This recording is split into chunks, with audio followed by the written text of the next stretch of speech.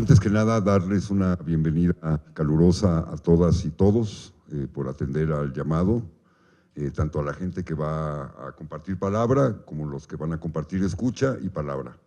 Este evento lo tenemos calculado en 2 horas, habemos muchos rostros conocidos, gente muy querida aquí, y queremos agradecer antes que nada al C3, a Aurora y a Manolo Cocho por invitarnos a utilizar este espacio. Pues nos es importante también la presencia de Ricardo Almeida, de Brasil, del movimiento Fronteras Culturales. Llevamos ya casi 4 años articulados, ¿sí? Bueno, 14 años articulados como Fronteras Culturales, y desde México, desde el Foro Social Mundial Virtual, empezamos a dialogar con Ricardo, y bueno, ya hemos intencionado mucho trabajo. Hoy tenemos 7 palabras que compartir, más las palabras que podamos compartir aparte. Son 7 personas que nos van a compartir palabras, van a ser entre 7 y 10 minutos. Yo les voy a ir marcando el tiempo, les voy a rápidamente decir todos los que vamos a hablar y los temas. Ricardo Almeida, coordinador de Fronteras Culturales de Brasil, nos va a hablar de los territorios culturales transfronterizos. Luego, Marshu Hatzin, del colectivo Catas Nodos de Autoformación, nos va a hablar del proceso que estamos realizando entre México y Guatemala, de la Alianza Ríos Mayas, lo que es el intercambio cultural México-Guatemala.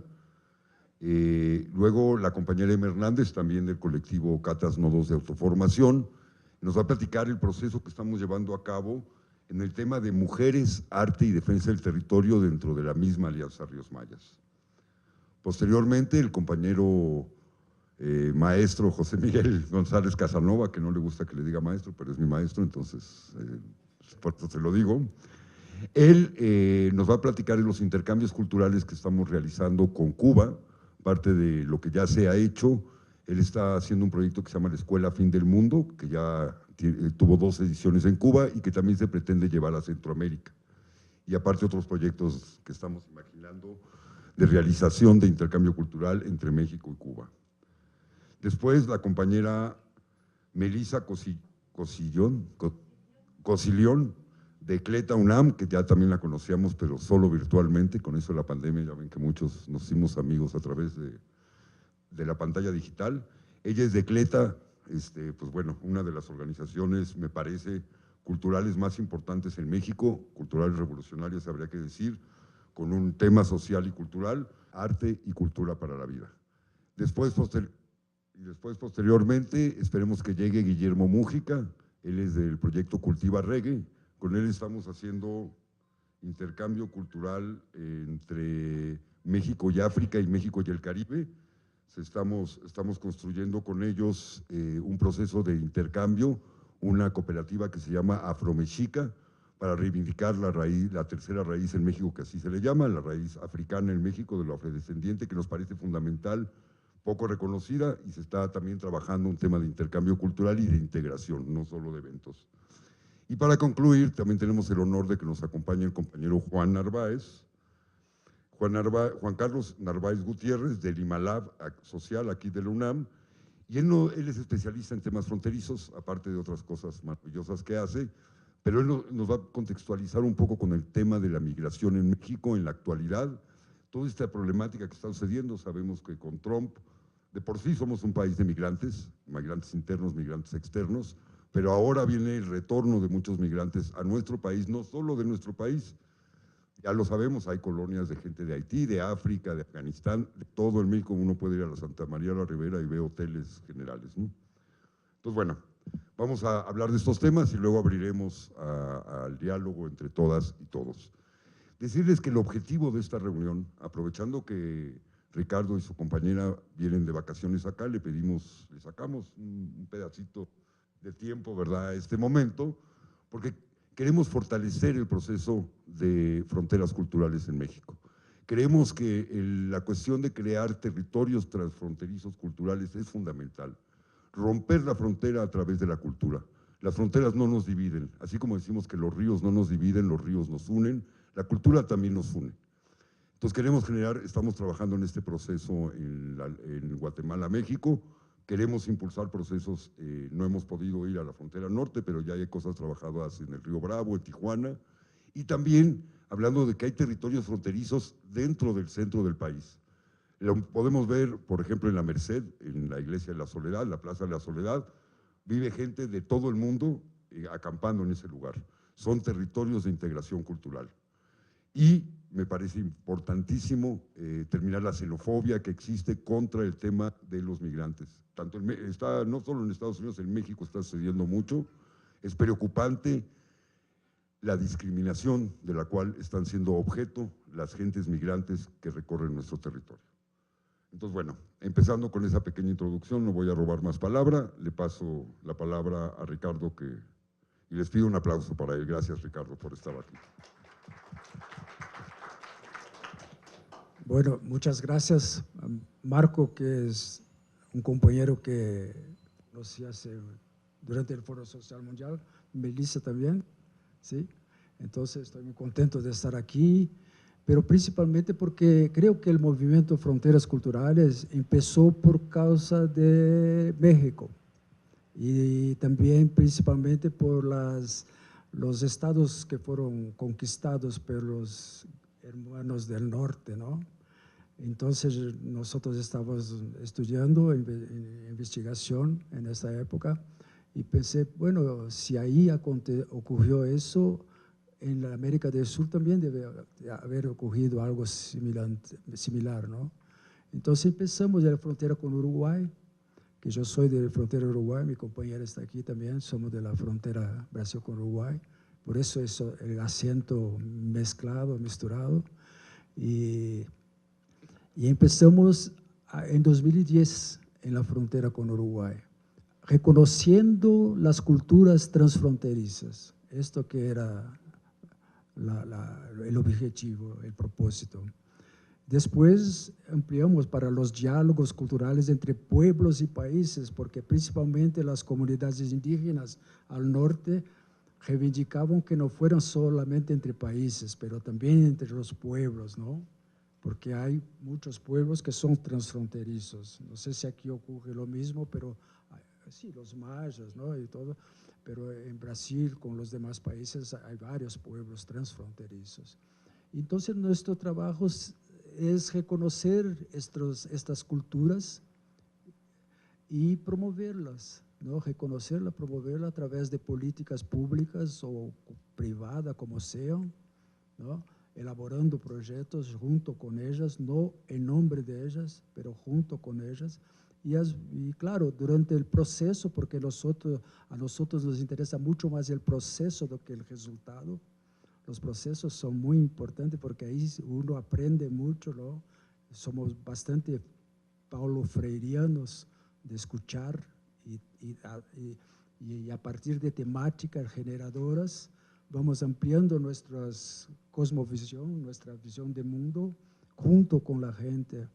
Entonces, en 2010 tuvimos, ¿puede pasar, por favor?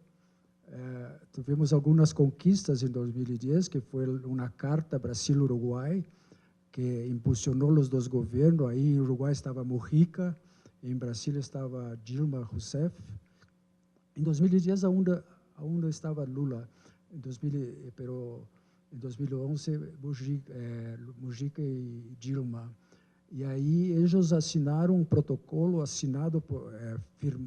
eles firmaram um protocolo elaborado por nós de reconhecer as culturas de fronteira ou os fronterizos, as fronterizas como interlocutoras da integração. Não somente como decimos nós de passar de avião por arriba e falando de integração entre os países. Não, reconhecer estas culturas, porque nós vivimos há muito tempo integrados, ¿no? Yo vivo en una ciudad, viví en una ciudad que no hay nada que separe, nada, no hay guardas, no hay nada, entonces uno pasa y compra y vuelve y va a beber ahí, vuelve, se casamos y convivimos. Nosotros utilizamos mucho el concepto de convivencia, no solamente de intercambio y cooperación. Hay cooperación, hay intercambio, pero hay en la frontera convivencia. Hay en otras ciudades también, en otras regiones convivencia, ¿no? Principalmente por la cuestión de las migraciones. Pero En la frontera está más explícita la cosa. La gente no tiene otra alternativa que no sea convivir, ¿no? Y mezclar la lengua y cosas así, los portuñoles que nosotros llamamos de misturados, porque no es solamente español y portugués, hay otras lenguas misturadas, ¿sí? Bueno, entonces eso es nuestro trabajo.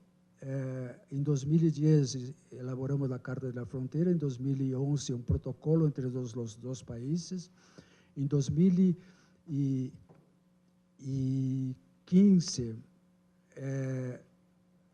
empezamos un trabajo en todas las fronteras de Brasil, de norte a sur, por ahí por apoyo por el Ministerio de Cultura de Brasil, porque Brasil es el único país que hace frontera con 10 países, ¿tá? Frontera con 10 países, los otros no tienen esta posibilidad, ¿no? Entonces Brasil tiene esta, como se dice, esa posibilidad, ¿no? Yo digo siempre que Brasil es un problema, pero también puede ser una solución, depende del gobierno que está, ¿no? Entonces, nosotros tuvimos mucho apoyo ahí hasta 2016, ahí hubo un golpe, ¿no? Midiático, jurídico, parlamentar, y ahí nos quedamos con Uruguay, nos quedamos con otros países, porque en Brasil estaba muy difícil la cosa a partir de 2016. Y ahí que empezamos a hacer articulaciones con el Foro Social Mundial, porque queríamos reconocer otras organizaciones que hacían lo mismo que nosotros. Y ahí somos varias. Nosotros somos un poco distintos, creo yo, porque trabajamos específicamente a partir de las fronteras. No solo en las fronteras, pero a partir de las fronteras. Y también porque tenemos esa idea de elaborar políticas públicas. Mucha gente no quiere trabajar con los gobiernos, ¿sí? Nosotros no, el dinero es del Estado, no es del gobierno. Entendemos así, es nuestro el dinero, ¿no? Entonces tenemos que reivindicar nuestra parte. Y hay otras formas, por ejemplo, se dice barragem, las represas, por ejemplo, en Brasil, tienen que pagar por los impactos ambientales que ocurren. Entonces, ese dinero es muy importante para las comunidades. Pero hay comunidades que no quieren ese dinero, porque es un dinero suyo. Es un dinero que no vale. Pero entonces es un proceso de diálogo, de convencimiento, a veces no es posible, pero nosotros tenemos esa idea que tenemos que buscar la máxima convergencia posible, reconocer las autonomías, no responder por la gente y buscar la máxima convergencia posible.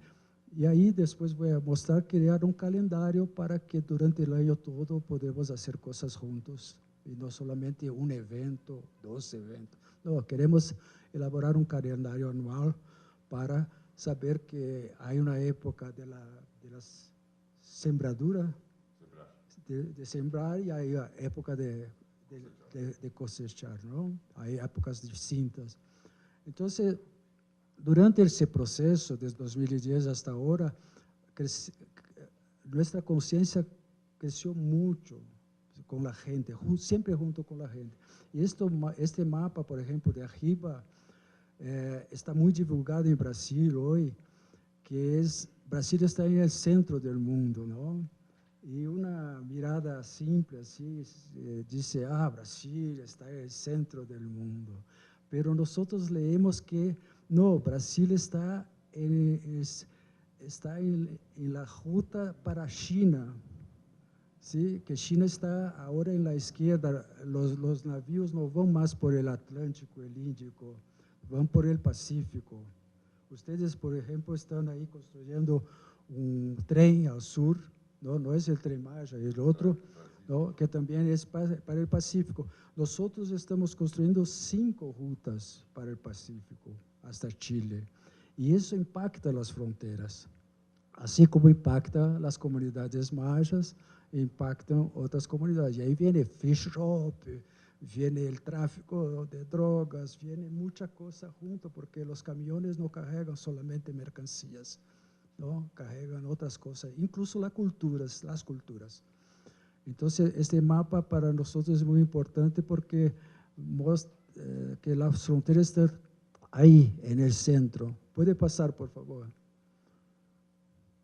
Es una nueva globalización contradictoria, ¿no? Porque al mismo tiempo que tenemos estos impactos, podemos presentar, como estamos hoy presentando, voy a mostrar al final, algunos reconocimientos que la cultura tiene que hacer parte de estos procesos. La cultura no puede quedarse aislada de la economía. No hay solamente economía en la economía.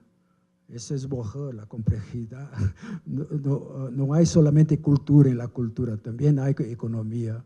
No hay solamente política en la política, no hay solamente, ¿sí? Entonces, estamos trabajando así. ¿Quién pasa las diapositivas? Por favor. ¿Ah?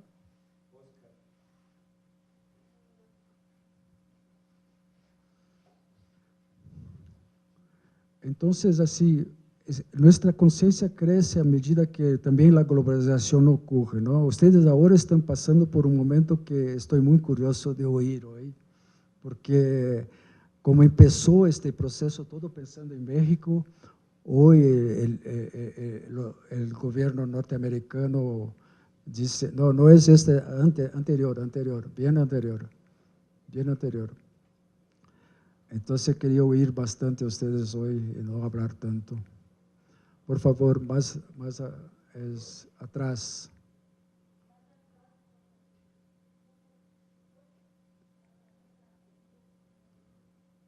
Ahí son los calendarios que propusimos que durante el año todo ocurran varias actividades.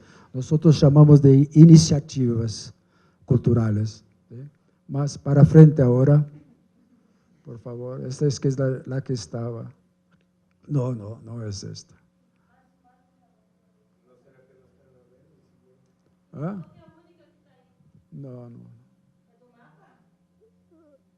No, después. Ah, sí, el mapa puede ser. Esta es la última. Este ahí, por ejemplo, es un... La que le mandé por WhatsApp. Es un mapa con...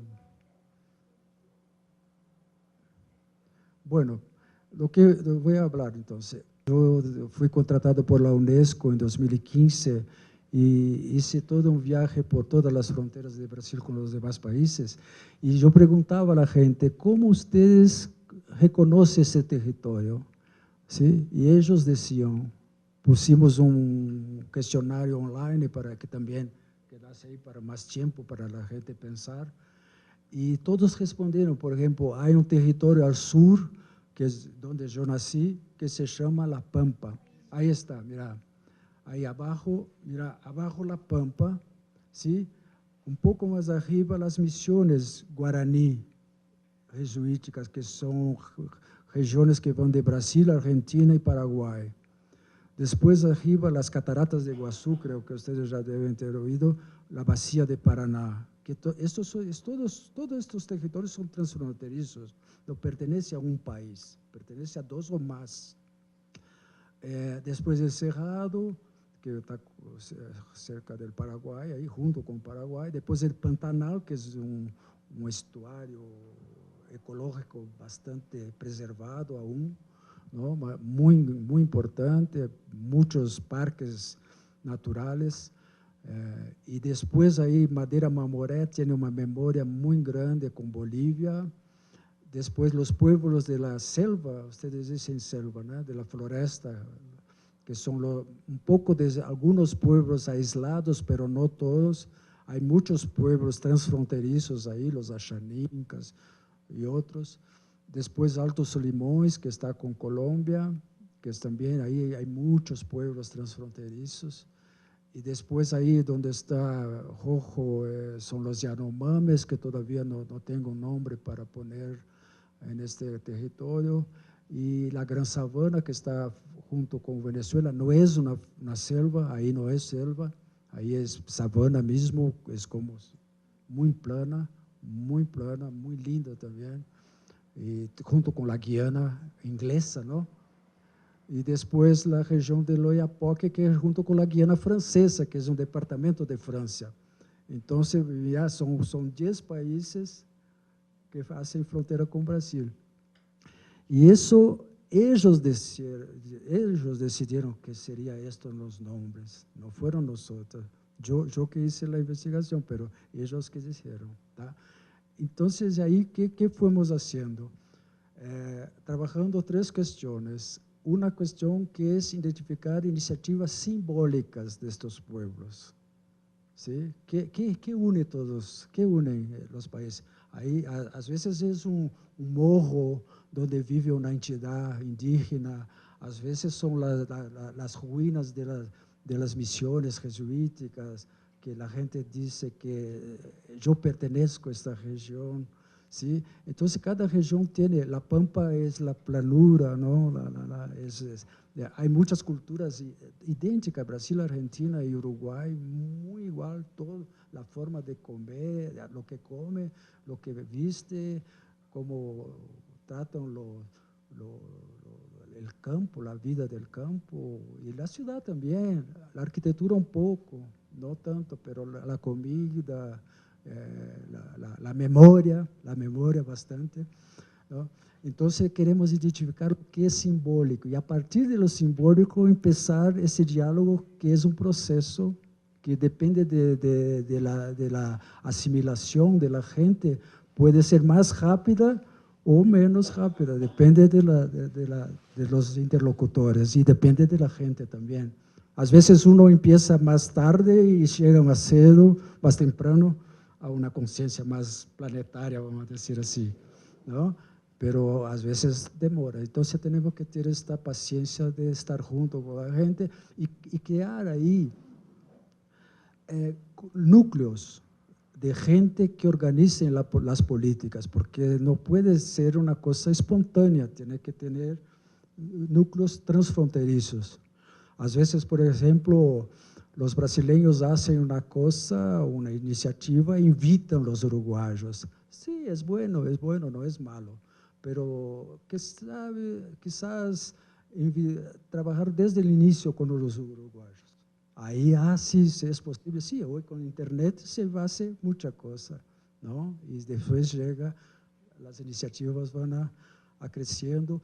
Hay unas que hoy ya están en muchas ediciones, así, cada vez más fuerte, principalmente de la comida, las comidas simbólicas, ¿sí? Hay comidas, por ejemplo, que mi mamá hacía y nadie conocía en la ciudad. Ahí hicimos un concurso y aparecieron varias recetas antiguas y cosas así que vinieron a toda, ¿no? Hay un poeta uruguayo que dice que el olvido está lleno de memorias, ¿sí? Entonces eso es muy bueno porque está ahí, pero la gente todavía no la reconoce. Tú como articulador, ¿no? Dice, y por ejemplo, hay gente que decía, yo pensaba que hablar el portuñol es errado, equivocado. No, pero no es así que tú hablas. Sí, sí.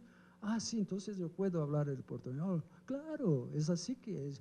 Nosotros llamamos de la lengua de los afectos, de la familia, de la abuela, de la madre, ¿sí? Entonces ahí hay los guaraníes, por ejemplo, en la frontera con Paraguay. Paraguay se habla, la lengua oficial es el guaraní. El español y el guaraní, las dos son oficiales. Entonces ahí hay el guarañol. ¿Sí? Entonces es muy interesante porque la gente es así. Uno empieza a hablar el español y viene el español, pero si uno empieza a hablar el guaraní, viene el guaraní. Entonces creo que en Guatemala debe ocurrir algo, no sé si tanto, pero al norte creo que más, ¿no? El inglés y el español. Sí. Sí, sí. Ahí con la Guiana francesa ocurre cosas, y Guiana inglesa también, ¿no? Que no es más inglesa, pero se habla la lengua inglesa. Entonces, estas dos cuestiones, lo simbólico, los núcleos, y la tercera cuestión muy importante para nosotros es generar trabajo, empleo y sueldo. ¿Qué se dice? Sueldo. ¿Sí? Entonces, ¿para qué crear políticas? Para que la gente viva de eso, porque cultura no es solamente arte, esto es importante, el arte es una forma muy importante de las culturas. Pero la cultura es mucho más, la memoria hace parte de la cultura, ¿no? La comida, el paisaje, hay muchas formas de pertenencia a un territorio, ¿sí? Entonces, esas tres cuestiones para nosotros son muy importantes. Ya voy a concluir.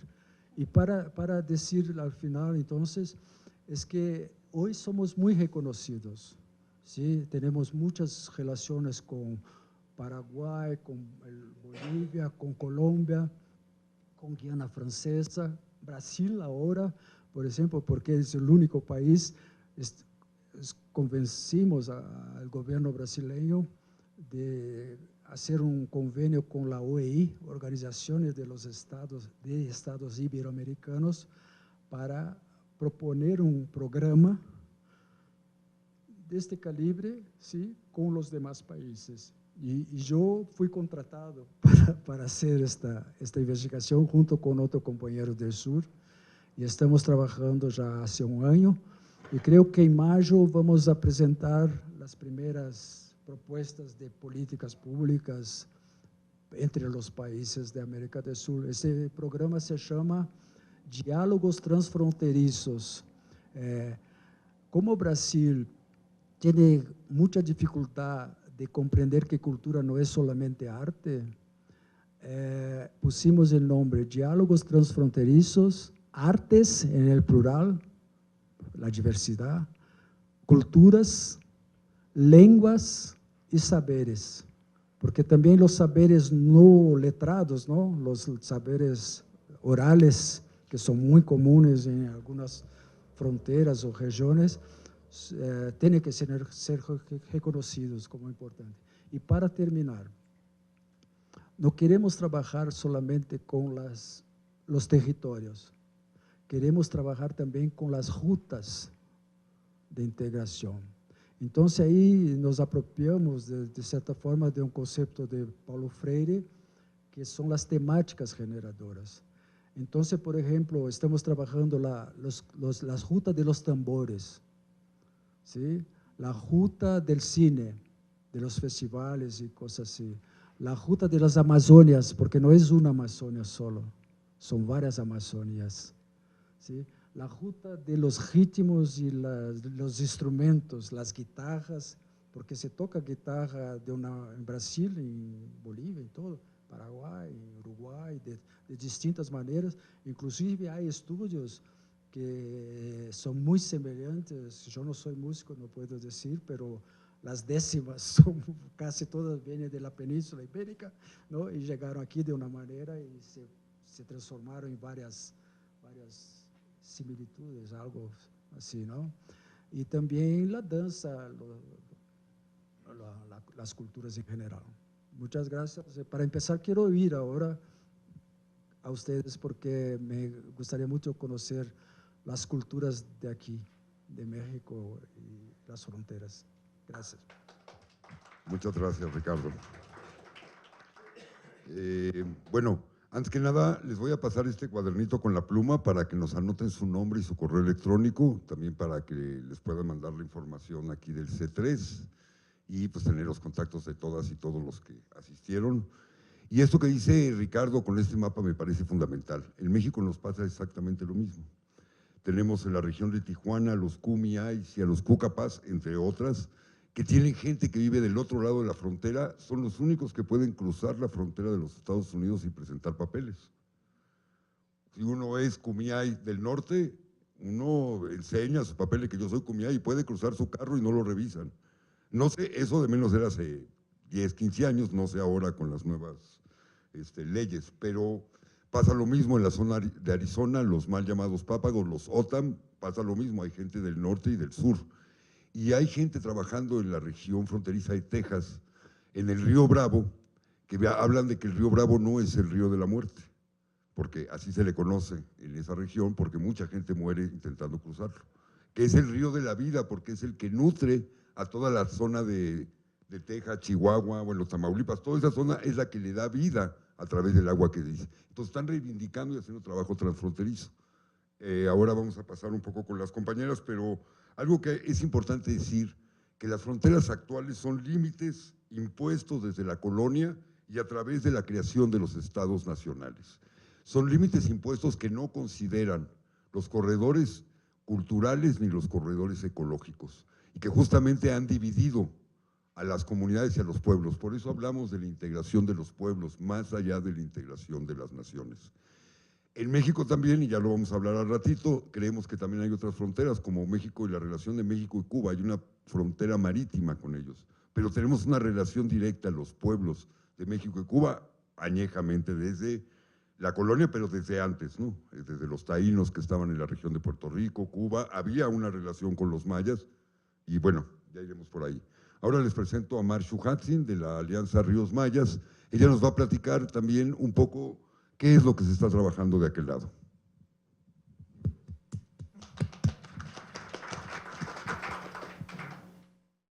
Mucho gusto a quienes no conozco y que bueno verles, también a quienes ya conozco.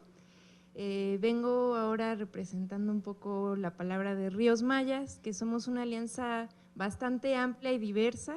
Habemos pues compañeros que hacen más investigación, compañeros que hacemos más como la parte articuladora, habemos compañeros que habitan el territorio desde muchas generaciones, compañeros que habitan el territorio muy recientemente. Entonces en la alianza existen muchos tipos de personas, comunidades, organizaciones, asociaciones y pues un poco la intención de la alianza nació pues desde hace demasiado tiempo, incluso yo creo que desde antes que nosotros estuviéramos aquí, porque como dice Marco, las fronteras fueron impuestas en algún momento. Existían espacios donde la gente se congregaba, pero no necesariamente existían fronteras de la manera que se delimitan hoy en día, y se transformaban y tenían más sentido con el territorio y con las culturas que habitaban. Entonces no necesariamente eran fronteras, a veces habían zonas de una cultura, pero no era una frontera necesariamente. Y hoy en día utilizamos de mala manera los ríos como fronteras, a pesar de que los ríos siempre han sido una línea de traslado y de transporte, son cadenas de conexión, no son fronteras históricamente, mucho antes de que pues, el occidente tocara nuestras aguas y nuestras tierras. La alianza tiene una historia más larga. Hay algo que se llama el Plan Hídrico Usumacinta, que es un plan de hacer unas represas, son 5 grandes hidroeléctricas, unas enormes represas en el río Usumacinta, que es uno de los ríos, no sé si lo conozcan, uno de los ríos más grandes, el más caudaloso que hay en el país y en todo Mesoamérica. Y es uno de los ríos también que es uno de los más importantes en el sentido de que es la cuna de la cultura maya, y es un río que carga muchísima agua, eso es a lo que se refiere que es caudaloso, carga muchísima agua y muy rápido, y es no solo ancho, también es muy largo, y en especial si uno toma en cuenta sus diversos nacimientos, porque un río nos lo podemos imaginar de una manera menos obvia, no es una línea ni una serpiente, son muchas raíces que llegan y salen, eso es más parecido a un río. Y el río Usumacinta, que se puede entender en una cuenca, pues es extremadamente grande y cubre un gran territorio. Nace en las montañas de Guatemala, en la Sierra Madre, atraviesa el territorio, que atraviesa a través de Guatemala como por las partes altas, se convierte en un punto, la frontera Guatemala-México, desemboca en los pantanos de Centla. Y por el otro lado, en las mismas montañas, en otra zona, empieza a nacer otro río que se llama el río Grijalva. También nacen varias raíces por varias partes, se une con otro río, se separa hacia otros ríos, llega a México y es atrapado por represas en la parte de México. Gran parte de la energía de todo el país viene del río Grijalva en sus represas. Estas represas han demostrado tener unos impactos ambientales y sociales en toda la zona de Chiapas y bueno, en general en el país, en toda la zona, incluso lo que alcanza a afectar el país de Guatemala, en el río Grijalva. Por ahí del 20 y tantos % de la energía del país viene de las represas que están en En el río Grijalva es una alta cantidad de energía, pero también ha tenido unas grandes afectaciones. Y este mismo río abraza las montañas de Chiapas por el otro lado y se vuelve a encontrar con el río Usumacinta y se entrelazan para desembocar en los pantanos de Centla juntos. Son como dos ríos gemelos que abrazan nuestro territorio junto con el guatemalteco y se unen de nuevo para desembocar en el mar.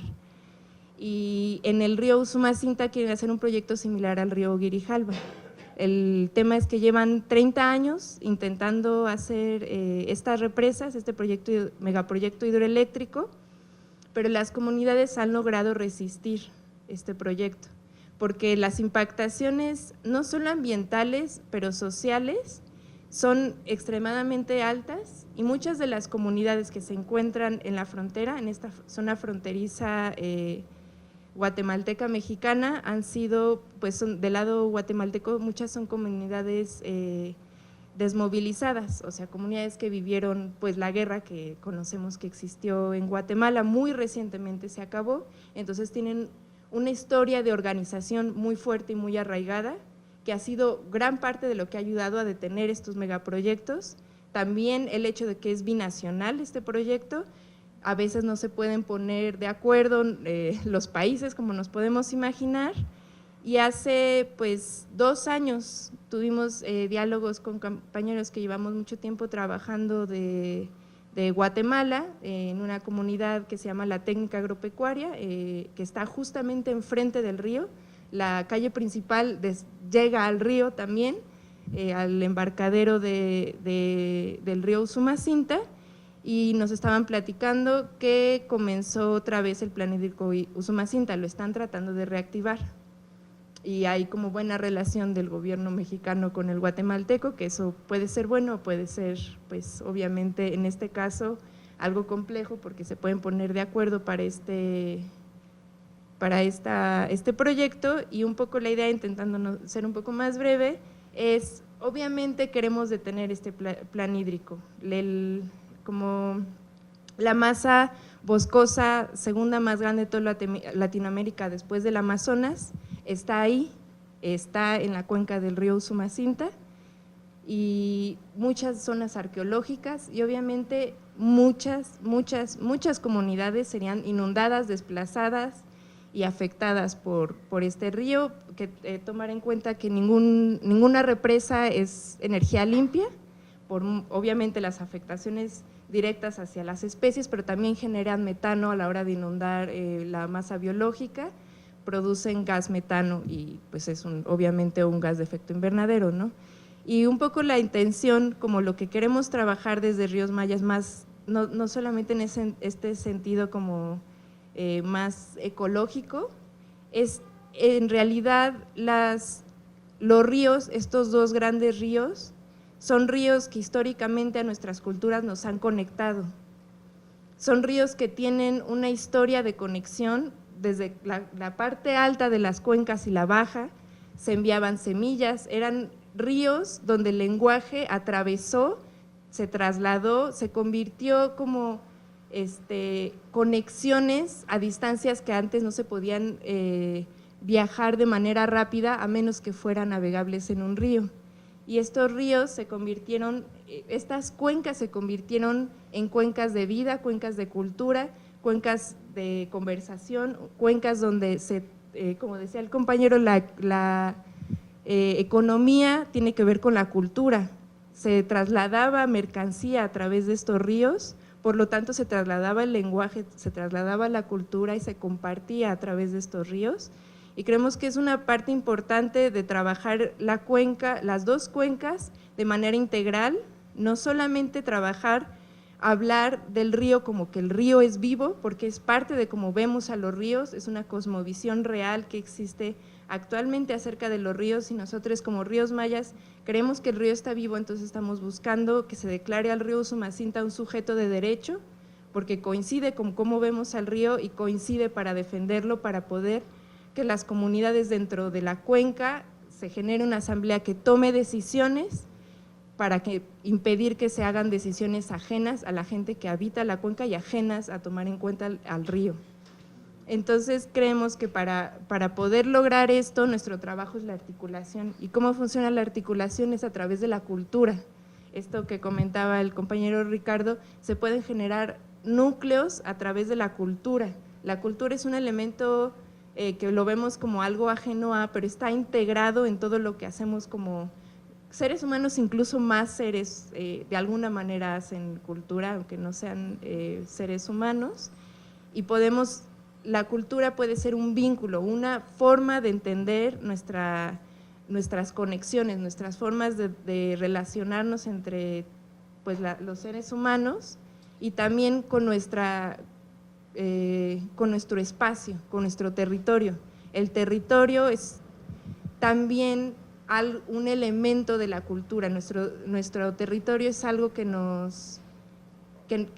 tiene una relación directa en la cultura, por lo tanto, entender la frontera que existe actualmente es extremadamente contradictorio entendiendo cómo funcionan las cuencas. Las cuencas no son para dividir, otra nueva forma de dividirnos en cuencas, entonces ahora nos separamos por cuencas, sino son formas de compartir espacios y entender cómo las afectaciones en una cuenca tienen una relación tan grande por cómo funciona el viento, por cómo funciona el agua, cómo funciona la lluvia.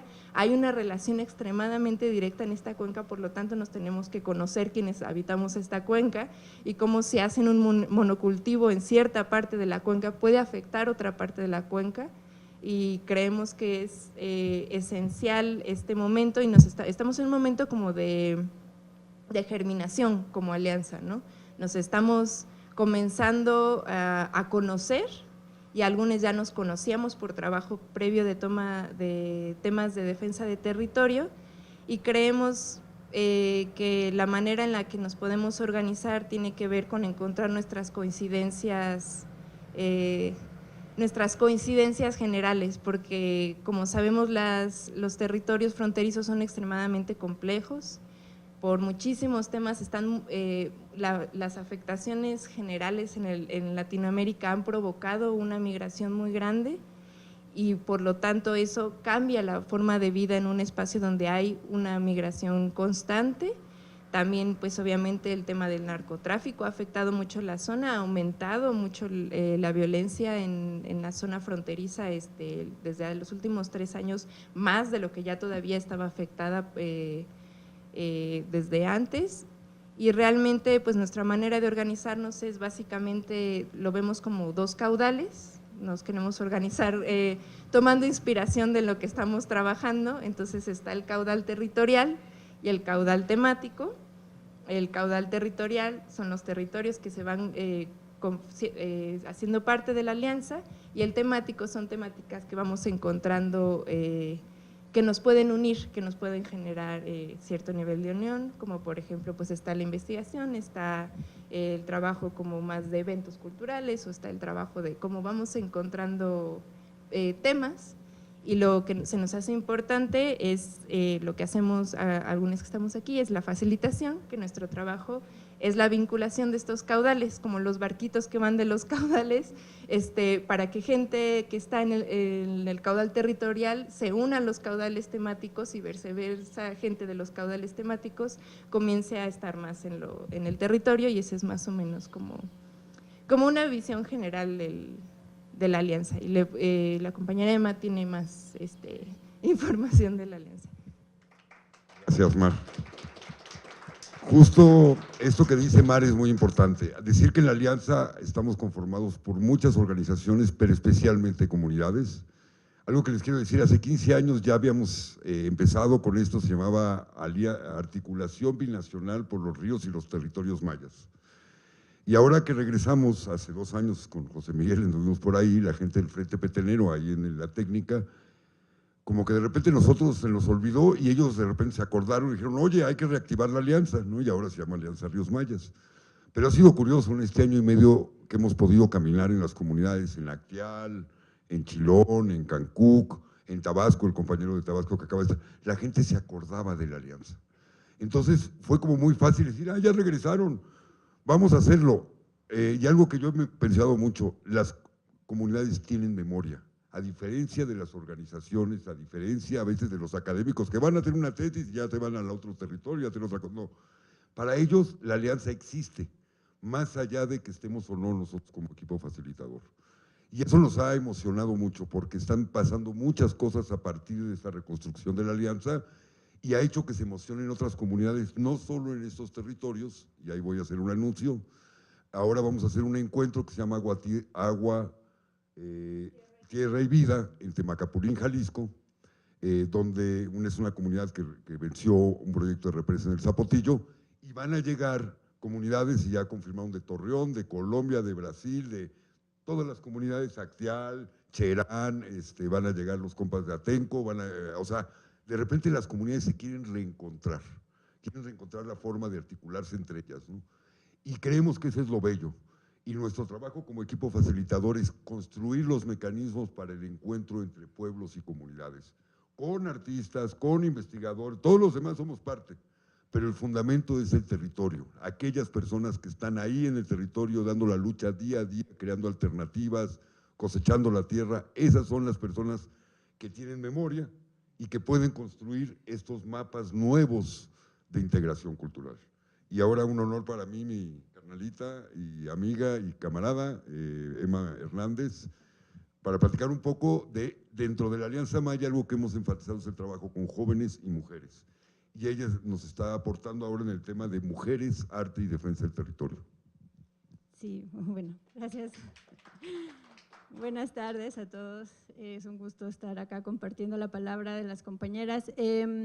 Bueno, hay unos puntos que quiero puntualizar, valga la redundancia, sobre lo que voy a compartir ahora, que es, bueno, en primera, que el tema de mujeres siempre ha sido transversal, tanto en la Alianza como en CATAS, este otro colectivo que también tenemos sobre pedagogías alternativas y demás, y que lo que voy a compartirles ahora es fruto de un encuentro, unos encuentros más bien que hemos venido generando a partir el segundo encuentro de movimientos sociales que se dio en Acteal, que nosotras fuimos como parte de la Alianza de Ríos Mayas, pero que en ese encuentro fueron mujeres de diversos movimientos sociales de Mesoamérica, ¿no? Entonces, estos encuentros que hemos tenido mensualmente con ellas a partir desde ese momento, que bueno, eso fue en noviembre, llevamos como 3 meses reuniéndonos, pues son mujeres que no solamente, ¿no?, conforman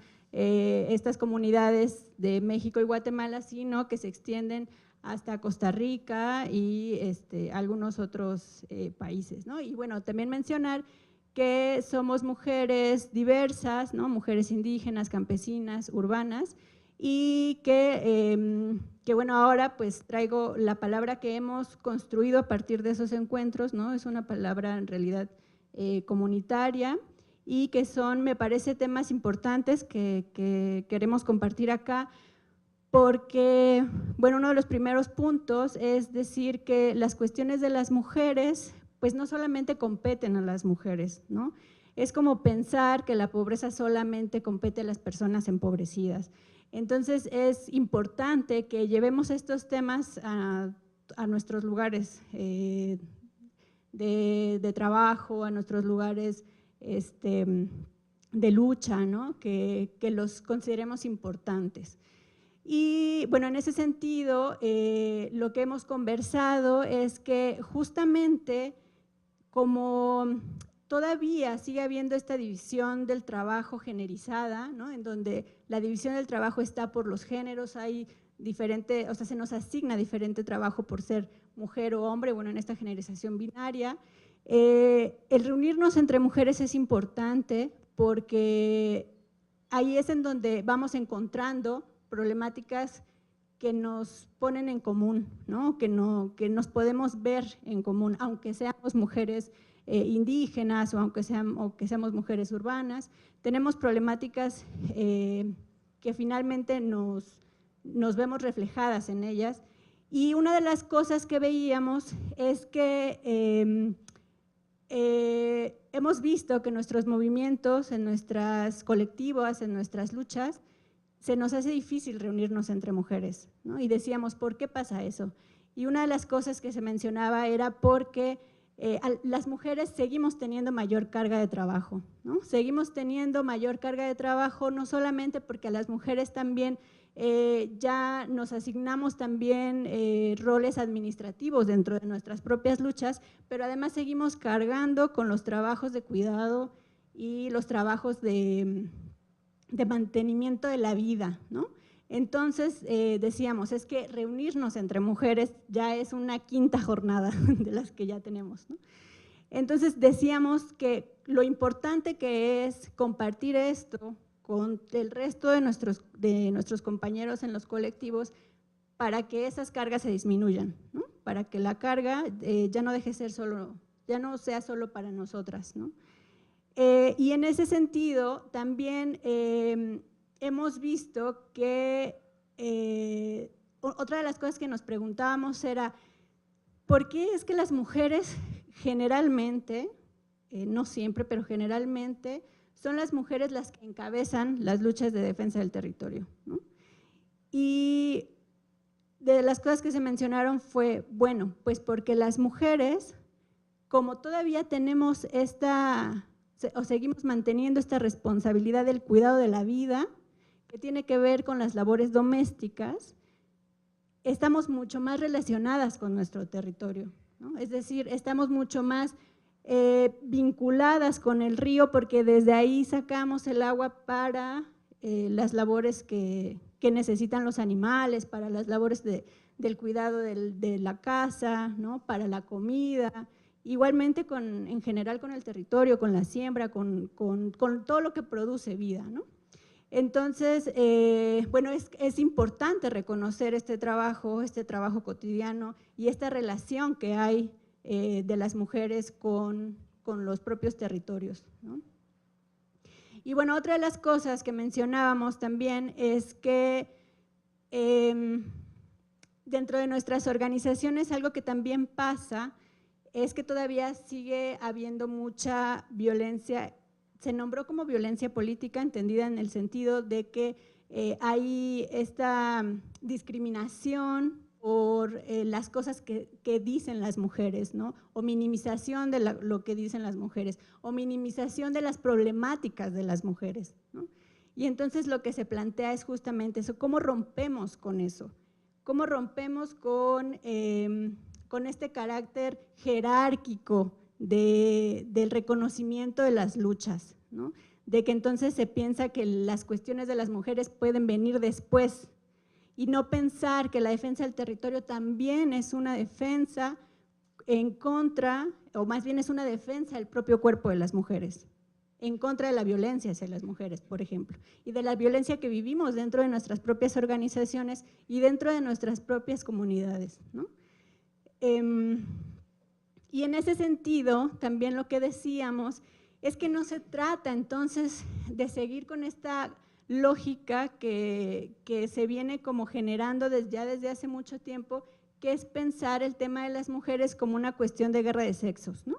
Que parece ser que lo que decíamos es que muchas veces dentro de nuestras organizaciones lo que se piensa cuando se hablan de temas de mujeres es como si estuviéramos en contra de los compañeros. O porque también mucho lo que se decía, alguna de las compañeras decía eso, ¿no? Es que parece que los compañeros les da miedo que nosotras nos reunamos porque piensan que vamos a hablar mal de ellos, ¿no? Entonces, ¿cómo rompemos con esta idea de que las cuestiones de hablar de estos temas es una guerra en contra de ellos, ¿no? Y bueno, decíamos que ahí es urgente apelar a muchas cosas que creo que podemos estar como divulgando para afuera, ¿no? Como muchas emociones, como muchas palabras que podemos estar diciendo de nuestra lucha como comunidad hacia afuera, como la libertad, la empatía, la justicia, pero que dentro de nuestras organizaciones parece ser es más difícil, ¿no? Entonces decíamos, necesitamos apelar también a la empatía dentro de nosotras, incluso como mismas mujeres, pero a la empatía con nuestros compañeros para que no se sienta esto como una cuestión de una guerra en contra, ¿no? Y bueno, creo que,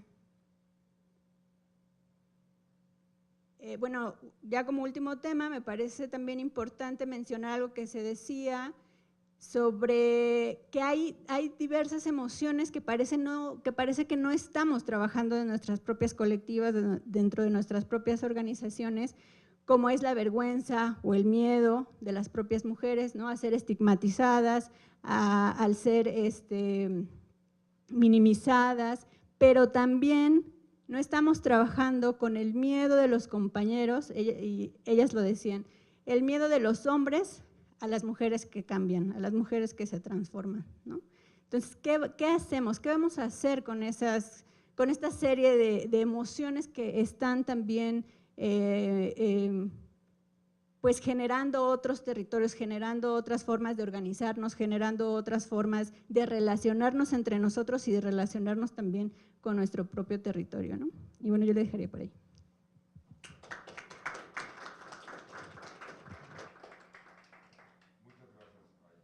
Muchas gracias, Emma. Muy fundamental el tema, y desde la cultura viva comunitaria decir que justo creemos, y desde Catas y desde Ríos Mayas, que las luchas tienen que ser antipatriarcales, anticoloniales, anticapitalistas y antifascistas. Hoy en día es importante este cuarto elemento, ¿no? Todavía no sabemos qué vamos a construir, pero sabemos que lo que no queremos, sabemos que no queremos algo colonial, patriarcal, mercantilista, capitalista, ni fascista. Entonces, muchas gracias, compañeros, compañeras. Invitamos a Melissa, a Juan Narváez, José Miguel, por favor, a pasar. Vamos rápidamente con José Miguel González Casanova. Él es aquí, trabaja en la UNAM, en la Facultad de Artes y Diseño, y con él se ha venido trabajando cuestiones del intercambio cultural con Cuba a partir de proyectos artísticos, y estamos pensando en algunas otras cosas. Lo que nos quieras comentar, hermano, bienvenidísimo como siempre.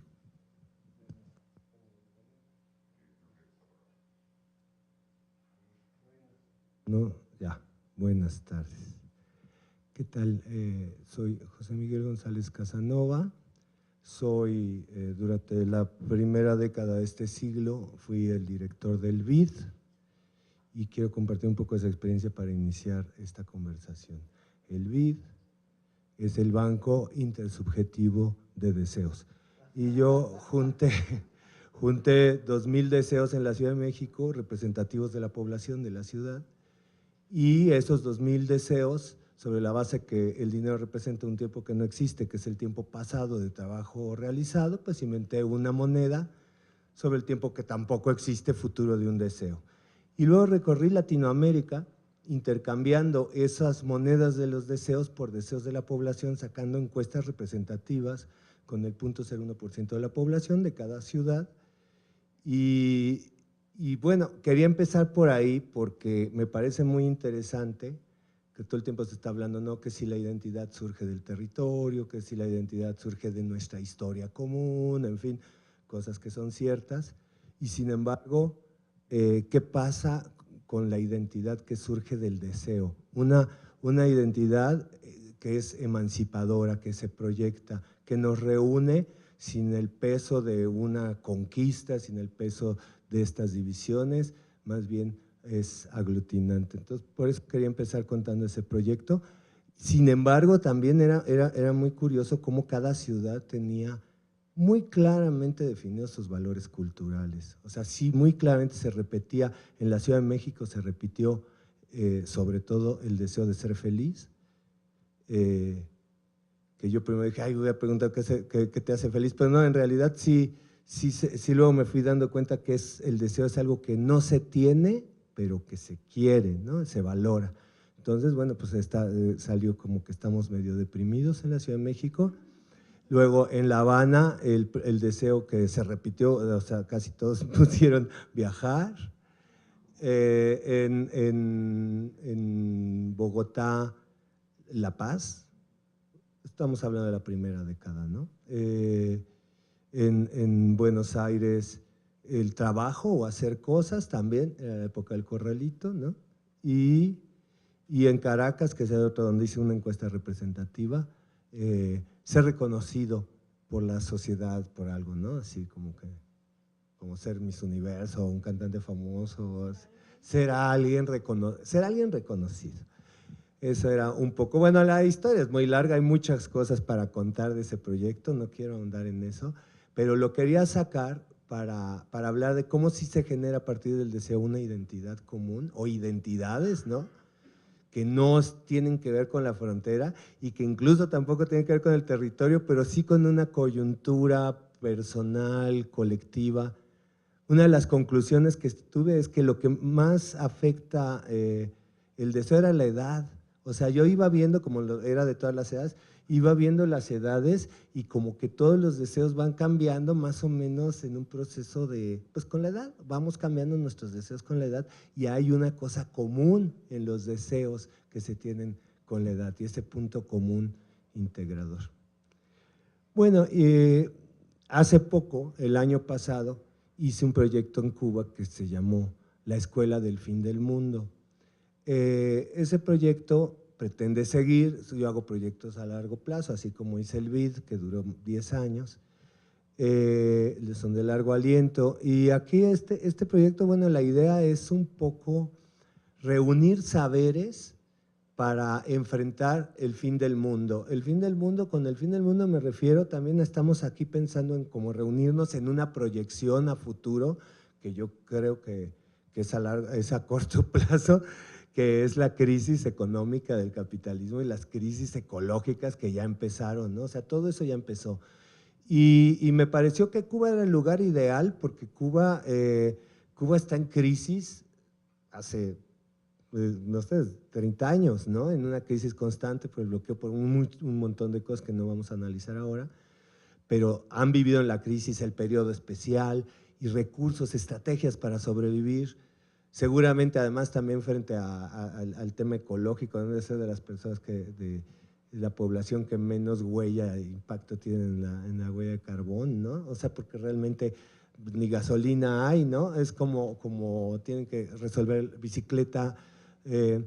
Hubo varias conclusiones en este trabajo. Entonces, bueno, la idea era, antes de llegar a las conclusiones, la idea es que invité a algunos artistas mexicanos y artistas cubanos, aquí está presente Miguel que estuvo ahí, a trabajar en la sala con públicos específicos de la comunidad, a recolectar saberes, estrategias para sobrevivir a las crisis. Buscamos, como hubo un artista, Nayatsin, por ejemplo, Ortiz, maestra de la FAD, que estuvo recolectando recetas y comidas que se usaban y también llevando comidas, plantas alternativas, ¿no? Que no se acostumbran, que no están… que ellos mismos no conocen que se comen, ¿no? Y bueno, nos centramos sobre todo porque es un proyecto sin presupuesto, chiquito fue, en el Museo Nacional de Bellas Artes, en el uso de las plantas como alternativa a la medicina, ¿no? Y a la comida. Fue básicamente el tema de esta edición de la Escuela del Fin del Mundo, pero la idea es que pues lo estamos tratando con Marco de llevarlo a Guatemala y de estar llevándolo a ver si va a Brasil, o sea, estar llevándolo a todos los lugares que todos vamos a enfrentar esa situación de crisis económica y ecológica y cómo podemos ir previendo estrategias de supervivencia. Ese es básicamente el concepto de la Escuela del Fin del Mundo. En la exposición como de saberes que les puedo contar, yo sentí que había como una recuperación del cuerpo, por ejemplo, de los cuerpos, porque bueno, pues tienes que caminar o hay sistemas de transporte que son movidos por la gente, ¿no? Sobre todo en el periodo especial. Hubo también toda la cuestión del reciclaje, ¿no? De todo se aprovecha, que nada se tira, ¿no? De encontrar también de la producción artesanal, o sea, es también como muy interesante porque esta crisis, a fin de cuentas, creo que es una crisis de la cultura de lo industrial. Entonces, justamente lo que te saca adelante es el trabajo artesanal. Entonces, hacían los juguetes para sus hijos, o cómo fabrican su ropa, o cómo resuelven con un trabajo de manual artesanal para enfrentar esta crisis de una economía industrial.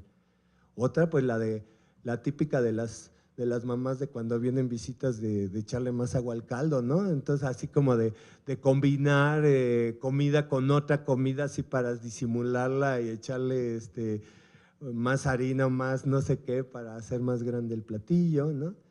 En fin, en general esas son como las estrategias y bueno, desde luego la vinculación con lo natural.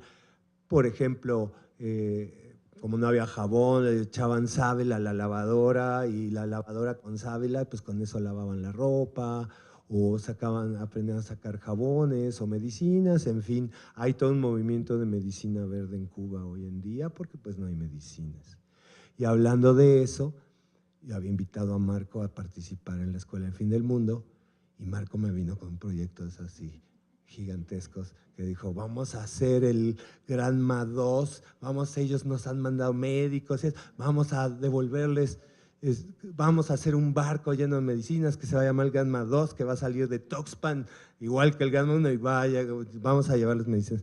Entonces, bueno, eso rebasaba el proyecto de la Escuelita del Fin del Mundo, que era una sala ahí en el museo, y fue, bueno, vamos a hacerlo después, ¿no, Marco? Tranquilo, es muy buen proyecto, pero quería presentar ese proyecto, pero entonces yo ya me enrollé y dije, bueno, ahora yo sobre el proyecto del Granma 2 que presenta Marco, yo estoy presentando también un proyecto de una banca de cuidados, un banco de cuidados, una economía que se genere una moneda, así como ya hice la moneda del deseo, una moneda que valga para el intercambio de esas medicinas y semillas que llevaremos por el Granma 2, que haya como una estructura de que quien lo recibe dé, ¿no? Y genera una economía del cuidado.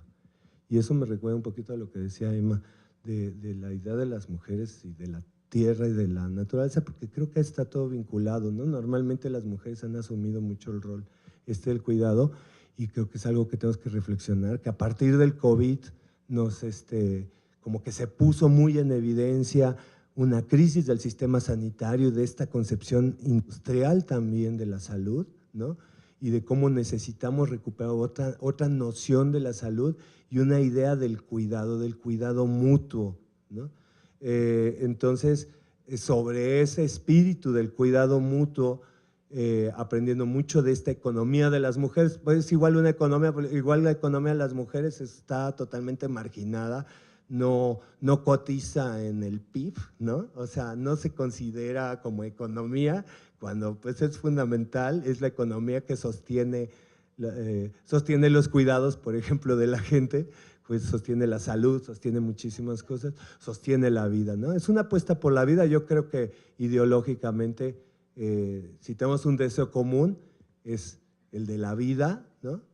Y reunirnos en relación a luchar por multiplicar la vida, ¿no? Y eso es como, yo creo que por ahí una cultura en relación a eso, que no tiene fronteras, que no tiene territorios, que tiene deseos, que no tiene la carga de una historia de vencedores ni vencidos, que por ahí podemos comenzar a estructurar una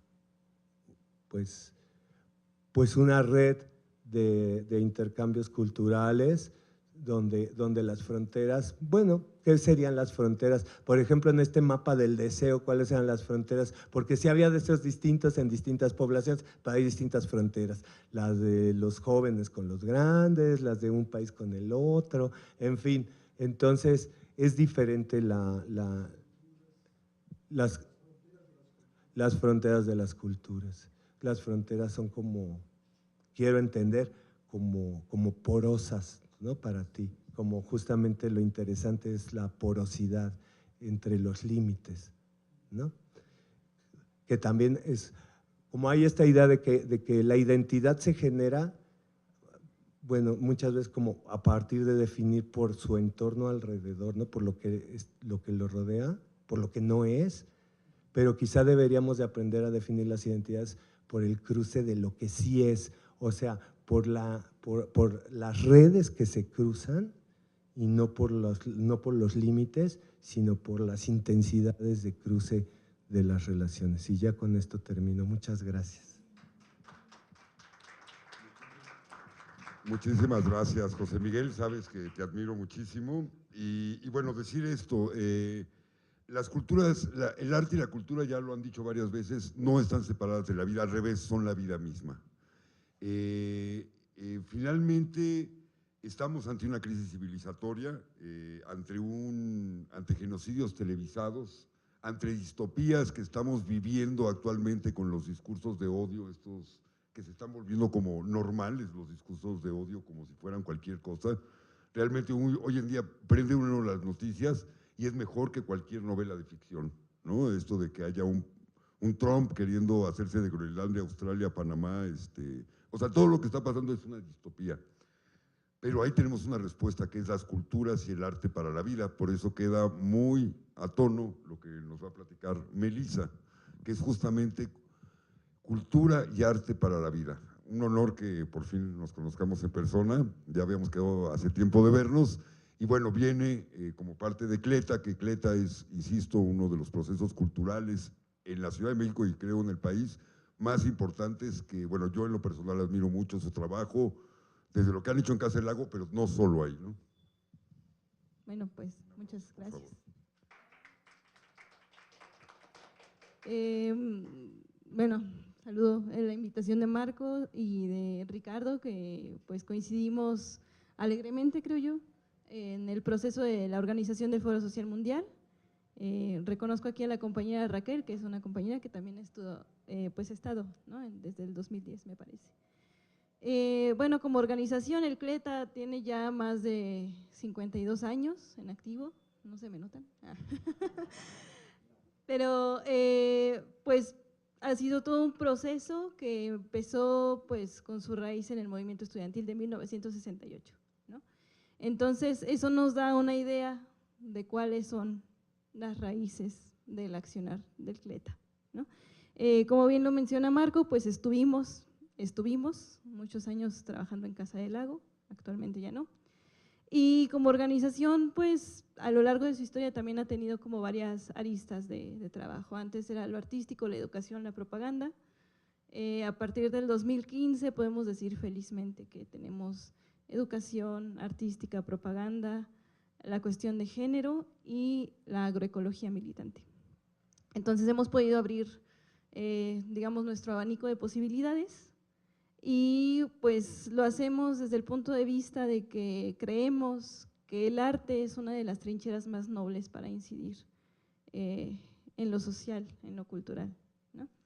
Entonces, bueno, creo que uno de los objetivos principales que tienen todas las áreas del CLETA es poder acercar a las y los trabajadores, a la gente de a pie, a la que podría ser conseguir tener una conciencia de clase, ¿no? Para poder accionar en la trinchera que se desee, ¿no? Ahorita que comentaban las compañeras su experiencia, yo decía, pues tuvimos en algún momento un taller sobre lactancia materna, sobre crianza respetuosa, ¿no? Porque finalmente, pues el hecho de nacer no en un ambiente hostil, de ser concebido un bebé como una enfermedad que se tiene que atender, sino como un milagro de vida que tiene que trascender, ¿no? Y pienso también ahora en estos discursos ecofascistas, ¿no? De que ya no debemos de tener más hijos, pero nada más los pobres, ¿no? O sea, Kardashians y todos los demás, ellos sí pueden tener. ¿Por qué? Porque tienen dinero para mantenerlos, pero realmente es porque tienen el dinero o porque ellos sí tienen permiso por el sistema, ¿no? Bueno, vuelvo, parte de las experiencias que tiene el CLETA de vinculación no solo a lo nacional sino a lo internacional es el Festival Internacional Cervantino Callejero, que este año llega a su edición 51 en las calles de Guanajuato, y que fue justamente en respuesta a lo elitista que era el Festival Internacional Cervantino.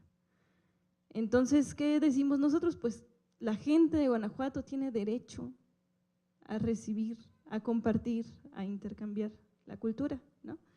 Le entregué a Ricardo Almeida un libro que pudimos sacar en 2009, cuando decidimos concursar por un financiamiento con la Unión Europea para traer grupos, y fue una experiencia maravillosa porque el proyecto estaba pensado para traer 15 grupos.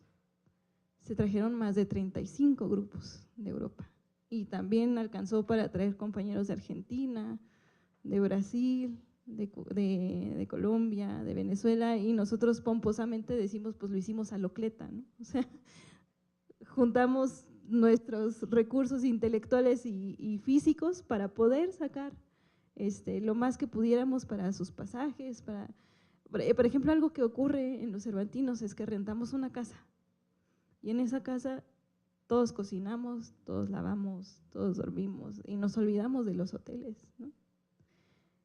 Ahí hacemos la comunidad con los compañeros y las compañeras que vienen a México, que vienen de otros estados. ¿Y cuál es lo central?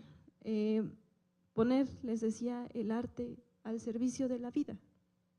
¿Pero cómo?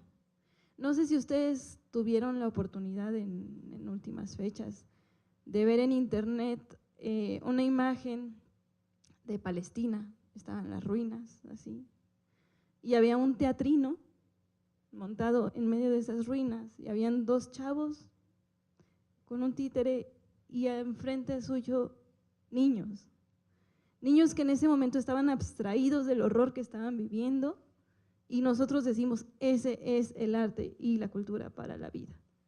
De eso se trata, de que el arte que nosotros presentemos sea trascendente, que le signifique algo a quien lo está recibiendo y no nada más le haga perder el tiempo viendo algo que se nos ocurrió, ¿no? Que podía ser ahora pomposamente llamado performance, ¿no?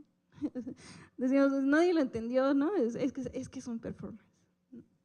O nos vamos al otro extremo de, híjole, es que estos son unos panfletarios. Los del Cleta, sobre todo, son unos panfletarios, ¿no? Pues estamos buscando el arte y la cultura para la vida, para, como decimos los agroecólogos, guarachizar todo lo que tenemos como conocimiento científico y ponerlo aquí, y que la gente pueda tomar esos elementos para emanciparse, para crear trincheras, desde el punto que lo necesite su cotidianidad, trascenderlo, avanzar, organizarse. Y bueno, no sé si varios compañeros de aquí conozcan la labor de Cleta o la labor de Enrique Cisneros. Era eso, ¿no? Aterrizar todo esto que podríamos cargar como teoría, trascenderlo y aterrizarlo a donde se necesita, en las huelgas, en las fábricas, en el plantón de los profes.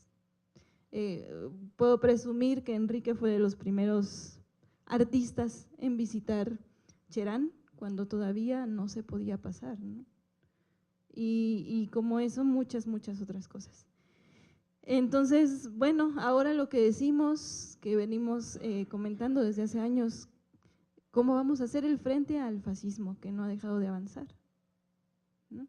Afortunadamente tenemos compañeros en Argentina, por ejemplo, que ahorita están dando la lucha, ¿no? Con todo lo que está, todos los horrores que está haciendo Milei.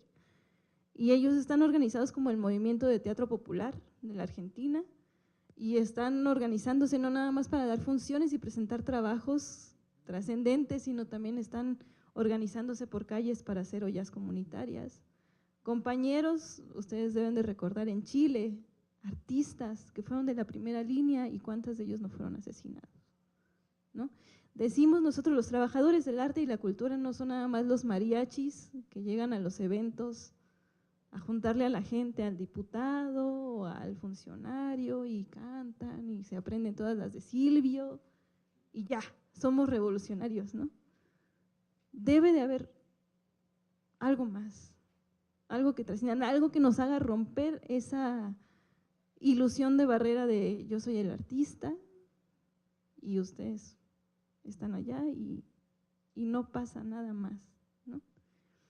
En ese sentido, pues nuestra idea también es la vinculación como trabajadores del arte y la cultura con los movimientos sociales, en la cuestión internacional. Y le comentaba a Ricardo, tenemos ahorita la intención de remontar un trabajo que estuvimos presentando en el periodo anterior del gobierno de Trump, que se llamaba Trump el Dragón. Entonces ahí entra soberanía y es un trabajo bien bonito donde la gente, el público, los niños sobre todo, entienden de una manera más sencilla por qué es importante mantener la soberanía de nuestro país.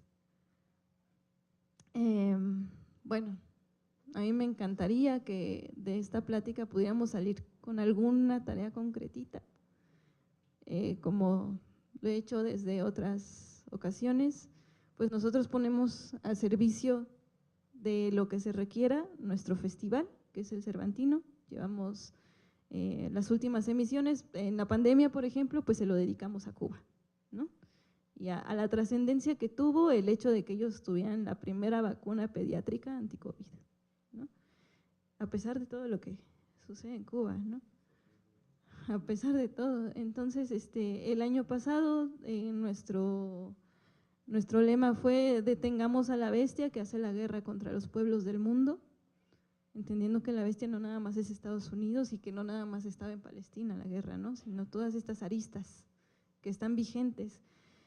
Y pues que no nos cerremos, ¿no? Que realmente quienes trabajemos en esta cuestión del arte y la cultura, pues lo asumamos como una trinchera noble que nos permite abarcar infinidad de temas, de asuntos, y que nos permite también vincularlos desde muchas aristas con un montón de gente, ¿no?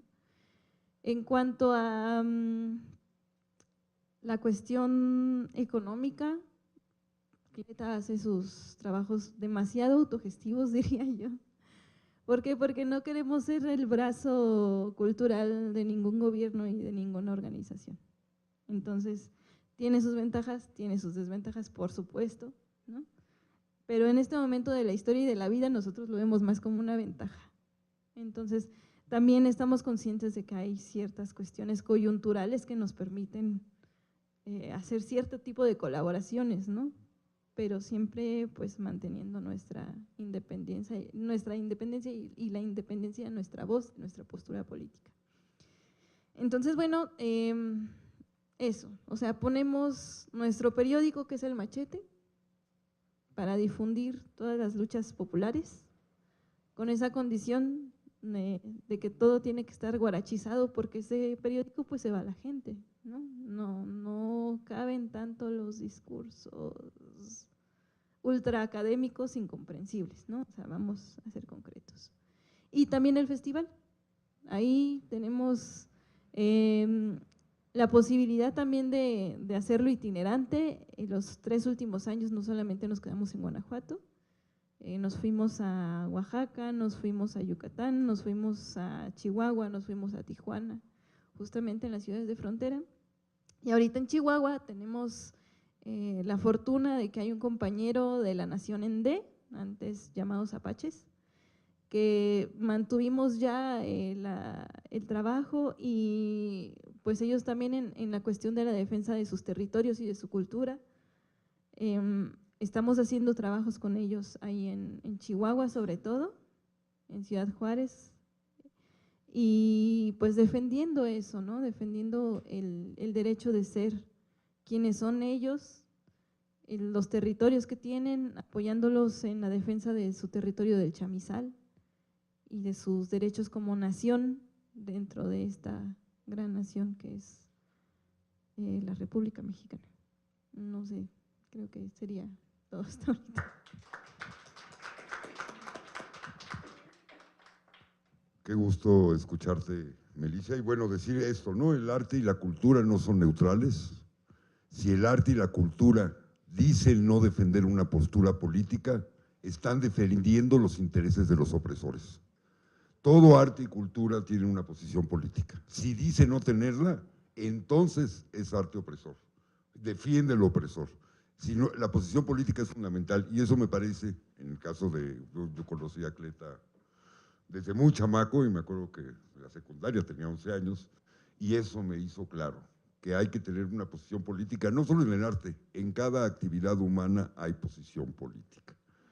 El payaso de la calle tiene o no tiene posición política, y si no la tiene, está defendiendo el chiste opresor, machista, o si la tiene, está haciendo reflexionar a las personas, ¿no? Eso es fundamental, y creo que esta forma del arte manejado desde Cleta con las diversas aristas, porque esa es la ventaja, es agroecología y todas sus cosas.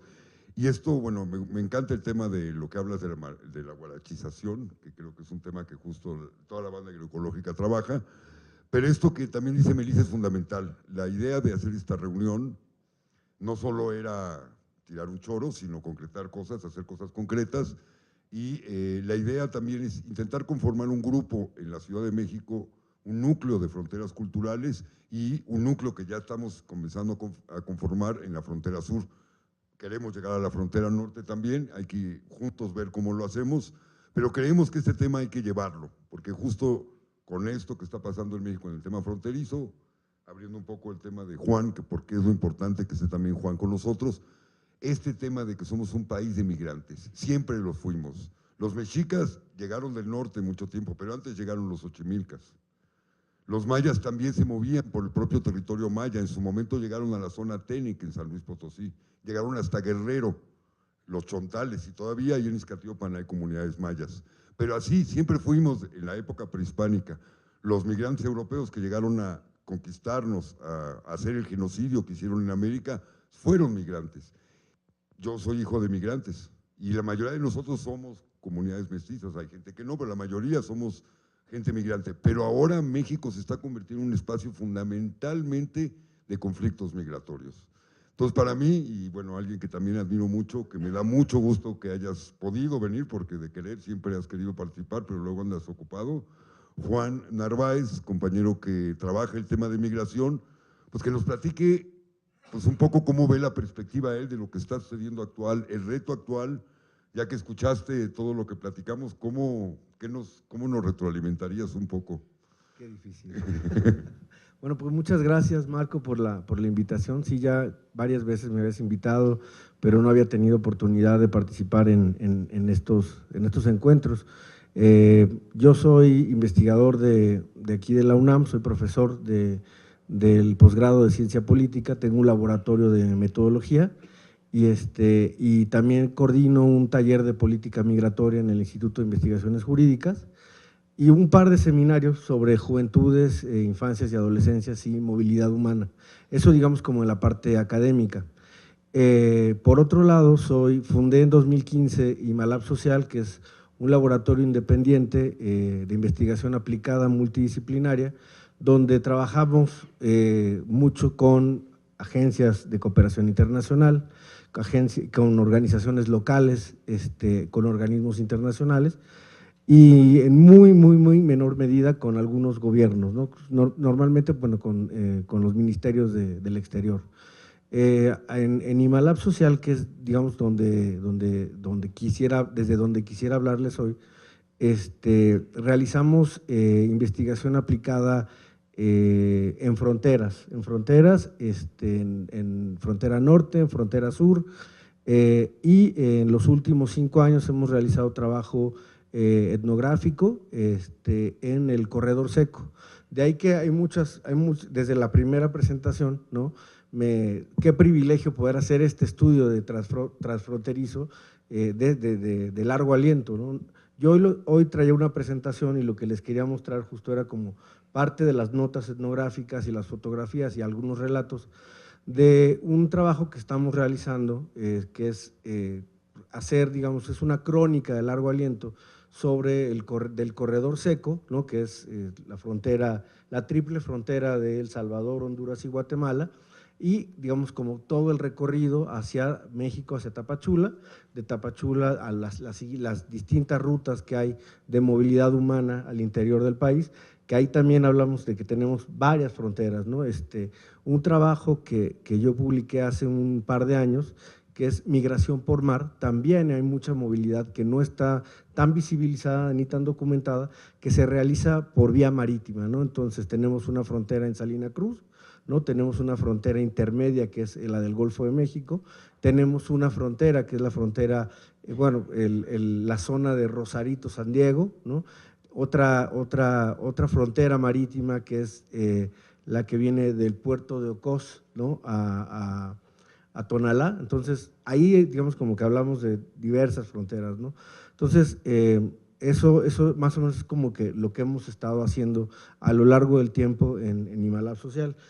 Me checa mucho lo que platican y yo también quisiera salir de aquí como con algo, es decir, poderme sumar a alguna de estas redes, ya sea desde la investigación, ya sea desde el trabajo más de incidencia, ya sea desde el trabajo de intervención, porque bueno, además de Imalab y además del trabajo académico, fundé también en 2015 Marabunta, que es un espacio cultural, es una librería, café en Coyoacán, donde pues cada vez tratamos de cruzar más las agendas, la agenda académica, la agenda de sociedad civil, la agenda artística, la agenda independiente, ¿no? Que no se define y que no tiene, digamos, como una clasificación. Entonces, en ese sentido, y me adelanto, ¿no? Quisiera justo que estas como 3 esferas de mi vida y de las y los colaboradores que están en Imalab, porque además Imalab es un espacio, digamos, como independiente de independientes, ¿no? Como somos un conglomerado donde participan antropólogos, cineastas, filósofos, pero como que nos juntamos a partir de proyectos. Hay un proyecto y nos configuramos a partir de esto. Entonces siempre estamos como diversos núcleos, lo que nos hace un poco salir como del estado de confort, ¿no? Incluso en esta idea de metodologías, de marcos conceptuales, ¿no? De formas de intervención, incluso nos abre la puerta justo a tener nuevas alianzas, ¿no? Nuevas alianzas, conocer a nuevas redes, ¿no? Entonces, eso es un poco lo que hacemos desde Imalab. Ahora sí, ya entrando al tema de dónde estamos hoy situados en el tema de la movilidad humana y las fronteras, Marco al principio señaló que la Plaza de la Soledad hoy era un territorio, ¿no? Distinto, o sea, se configura como un territorio nuevo de inmigración, pero además de inmigración irregular, ¿no? ¿Y de dónde venimos de esto? No necesariamente venimos de esta segunda temporada de Trump, ¿no? Por llamarle así. Venimos desde 2019, ¿no? Que cuando fue esto de la amenaza, bueno, venimos de las caravanas, que las caravanas digamos que es el punto de quiebre, ¿no? En cómo gestionamos, conocemos, enfrentamos, negociamos, ¿no? Convivimos con la movilidad humana, con las personas en contextos de movilidad humana. También nos rompieron como varios conceptos, o sea, desde lo teórico, ¿no? Ya no hablamos de origen-destino, ya no hablamos de migraciones de tránsito, donde en realidad México es un país C, ¿no? Pero que en realidad la idea es cruzarlo nada más para llegar a otro espacio. Ahora hablamos de otro tipo de perfiles de movilidad, hablamos de más mujeres, más maternidades migrantes. En la mañana justo dimos una plática en Jurídicas sobre maternidad migrante, ¿no? Donde hablamos justo de estos temas, ¿no? De las tareas de cuidado, ¿no? Las triples, cuádruples, quíntuples jornadas que viven las mujeres migrantes en el contexto de la movilidad también, no solamente en sus contextos de origen. Entonces, venimos de las caravanas, ¿no? Y después de las caravanas venimos con la primera temporada de Trump, ¿no? Con la amenaza arancelaria, que también nos reconfiguró el territorio en México. No olvidemos que nuestras fronteras están militarizadas el día de hoy. Después de la amenaza arancelaria, ¿no? Teníamos hasta hace poco alrededor de 40,000 personas de la Guardia Nacional en las fronteras, tanto en frontera norte como en frontera sur. Se reconfiguró también la forma de administrar y gestionar la migración y las fronteras, en este sentido de la militarización. El Instituto Nacional de Migración es una entidad de seguridad nacional, ¿no? Pero además queda un poco ya medio borrada, ¿no? En términos de la operación y en el territorio, ¿no? Por la Guardia Nacional. Entonces, las caravanas y la amenaza arancelaria, digamos que lo que creó, ¿no? En términos territoriales y de fronteras, lo que creó son territorios tapón, ¿no? Territorios tapón en diferentes puntos, ¿no? En Tapachula, ¿no? Tapachula se conoce ahora como una ciudad tapón, ¿no? Dado que es una frontera yo no diría que porosa, es una frontera abierta. Muchos años se le llamó como si fuera una frontera porosa, pero es abierta, en realidad no hay muro, ¿no? La geografía no te permite esto, y además las comunidades se han resistido, ay, ya 3 minutos, se han resistido mucho justo a estos procesos, ¿no? Que sí se han intentado hacer desde diferentes administraciones, y hace como 20 o 25 años, se ha tratado justo de imponer muros en la frontera sur, pero las comunidades, que son comunidades transfronterizas, no han permitido, digamos, como este proceso, ¿no? Entonces, bueno, tenemos, digamos, como a partir de esta amenaza arancelaria, estos territorios tapón en Tapachula, en Tijuana, ¿no? En Tijuana, en la propia frontera se convirtió en un tapón el área del Chaparral, ¿no? Cerraron ese punto fronterizo.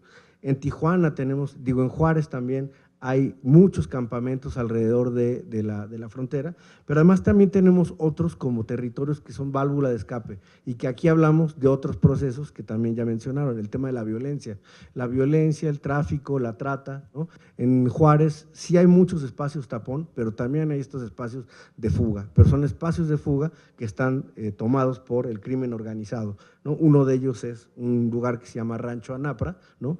Donde en realidad es un espacio donde es totalmente, es explícitamente tomado por el crimen organizado.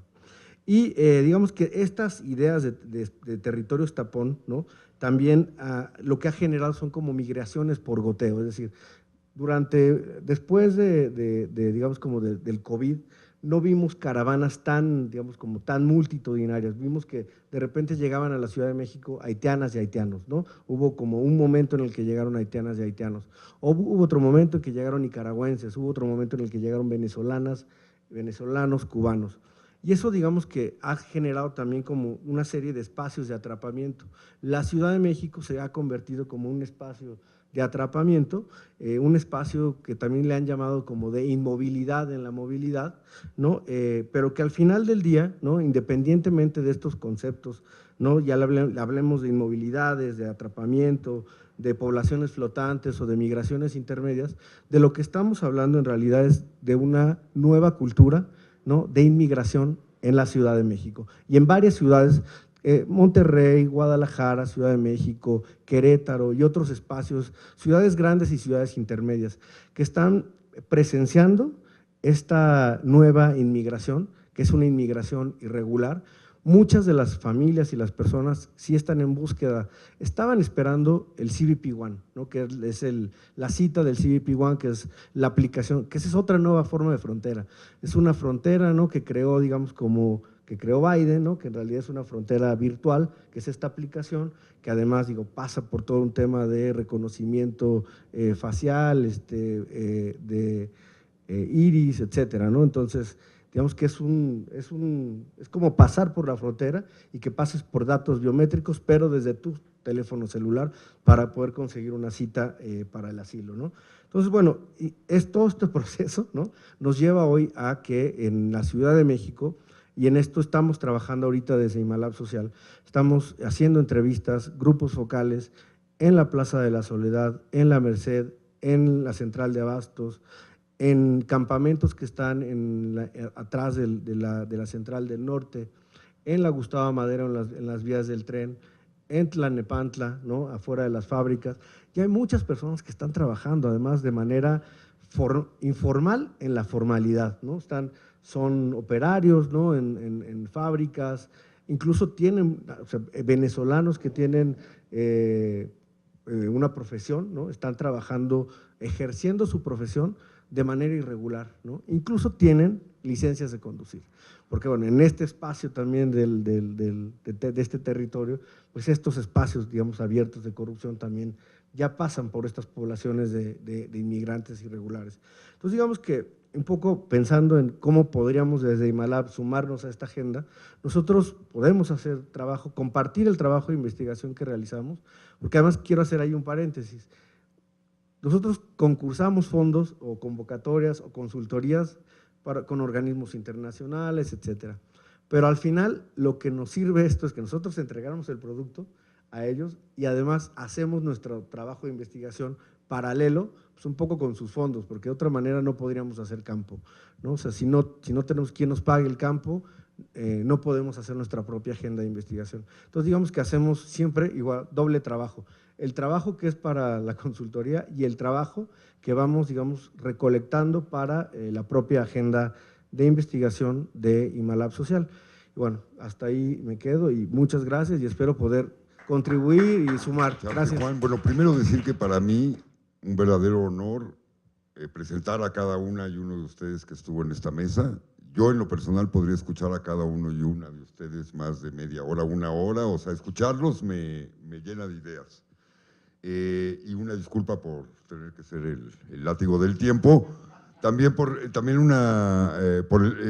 respeto al C3 tenemos que dejar la sala en breves minutos. Yo les propongo, voy a hacer un pequeño cierre y los que quieran, las que quieran, nos juntamos allá afuera para ver si podemos construir una agendita rápido de cómo seguir para, creo que cierran aquí a las 7, entonces nos vamos a pasar unos 10 minutos. También pueden usar el espacio de Marabunta para continuar el Ok, diálogo. el jueves igual podemos ir haciendo una cita por ahí, en la tarde nos podemos ver. Yo les quiero proponer así concretamente que no lo dejemos aquí obviamente, que busquemos otra fecha, no va a estar Ricardo, pero podemos por Zoom hacer una reunión. Yo creo que no solo ustedes, sino hay más gente aquí que podría compartir sus experiencias. Está Néstor, está Eder, está Claudia, bueno, a los que conozco, a los que no conozco, también tienen palabra que compartir. Ana Poles ya no está acá, el compañero Julio de Tabasco ya no está. Entonces, bueno, habría mucho que compartir y aparte hay que trabajar juntas y pensar juntas.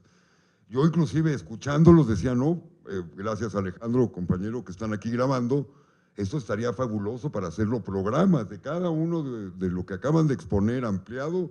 Yo haría un programita de media hora, una hora explicando cada uno de estos temas porque me parece que son temas fundamentales y actuales que hay que tomar en cuenta.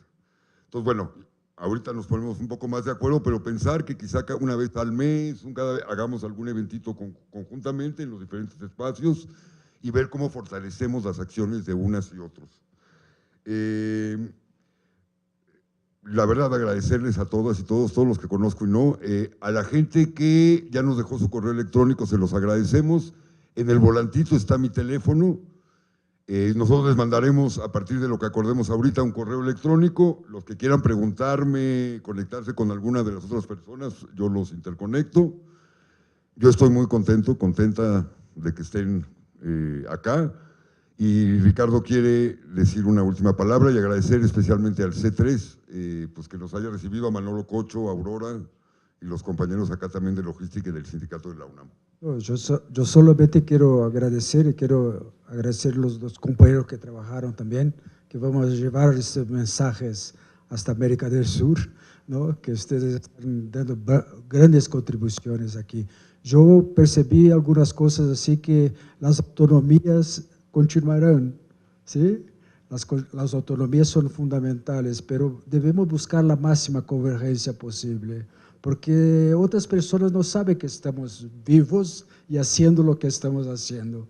Y si creamos un calendario o algo así para propagar hasta Estados Unidos, por ejemplo, o hasta Guatemala, ellos también pueden incorporarse al proceso. Esto es un movimiento, no es una estructura vertical, no es un sindicato, no es un partido político, no es, ¿sí? Es un movimiento que respeta las autonomías y busca la máxima convergencia posible. Incluso algunas interpretaciones como José nos trajo, no sé qué se puede decir, José, que es una metáfora, la frontera también, no es solamente un territorio, como tú dices. Y es eso mismo, son fronteras culturales, no son fronteras nacionales, ¿sí? Son fronteras, visiones del mundo que tenemos y queremos buscar convergencias para un mundo mejor para todos. Gracias.